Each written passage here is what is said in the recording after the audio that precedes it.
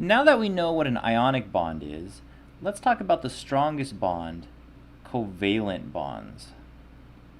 So a covalent bond is when two or more atoms share electrons. So they're not giving away an electron, they're not taking an electron, they are sharing electrons.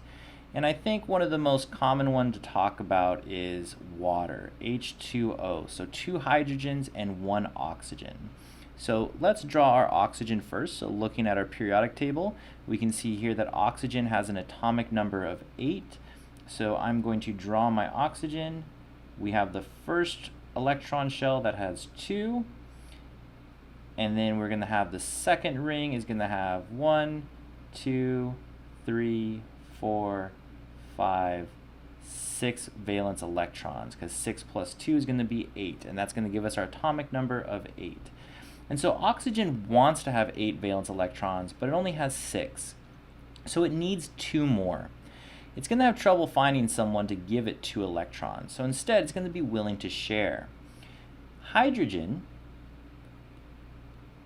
has 1 valence electron, but if we look at the periodic table, hydrogen over here, it's in that first row, which means it only has 1 electron shell, so hydrogen needs 2 to be complete.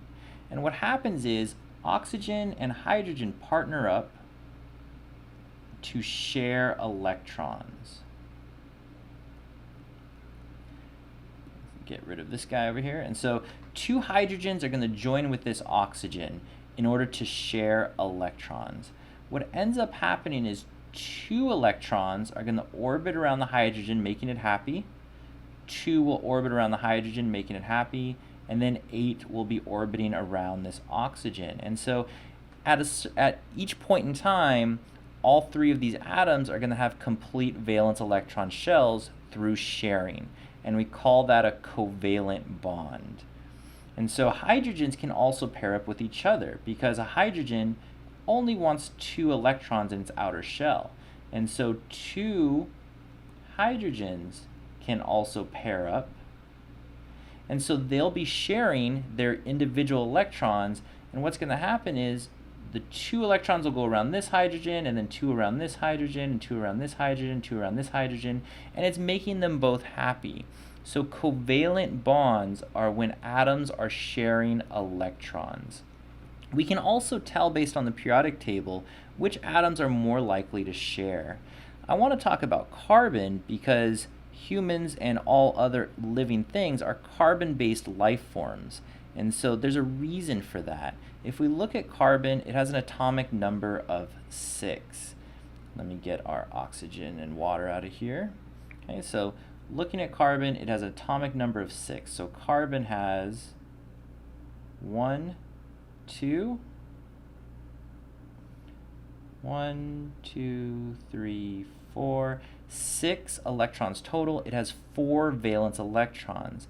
Remember, they want to have 8 in their last shell, and so carbon has room for 1, 2, 3, 4 bonds. Carbon can make 4 bonds. Carbon is like the best Lego. You know when you buy a Lego set and you get this like weird like Star Wars or Harry Potter set and have these strange pieces that can only connect in one certain way? Well, those are great for making a very complex a Lego set. But if you're just going to build random things, the best thing to get is just a regular Lego brick because you can make the most things out of it. Carbon is the best Lego brick because it can bond with 4 other things. And this is why living things are carbon-based, because we can make long chains of carbon molecules because it can bond with 4 other things. Sometimes carbon will bond with 1 atom, sometimes it'll bond with 2, 3, or 4 atoms. It has the most space for bonding. And why does carbon create covalent bonds? Well, it has half of its valence electron shell full, so it doesn't want to just give those 4 away, and it's going to be really hard to take 4 electrons from another atom, so carbon just ends up bonding with everybody, creating a covalent bond.